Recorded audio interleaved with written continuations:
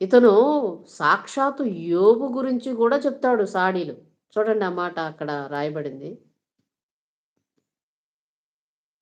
హ్మ్. 9 వచనం. అపవాది యోబు ఊరకయే దేవుని యందు భయభక్తులు గలవాడాయన. నువ్వు అతనికి, అతని ఇంటి వారంతటికిని కలిగిన సమస్తమును చుట్టూ కంచె వేసితివి గదా! భూమి మీద నేను అటు ఇటు తిరుగుతున్న సంగతి నీకు తెలుసు. కానీ కంచేస్తే నేను ఎటు పోవాలా?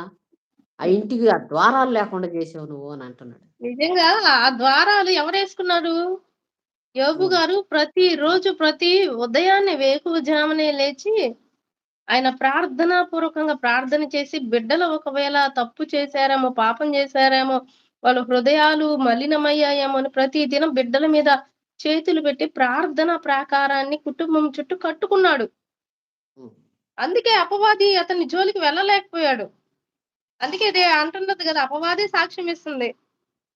ఆయన చుట్టూ నేను నువ్వు భూమి మీద ప్రాకారం వేసావు తిరుగుతున్నా గదా! గాని నాకు ప్లేస్ దొరకలేదయ్యా!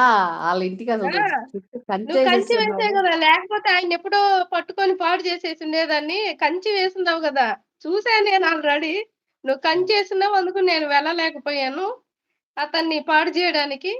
నువ్వు కంచేసేసావు గదా! అని జెప్పి దేవునికి జెప్తున్నాడు. చూడండి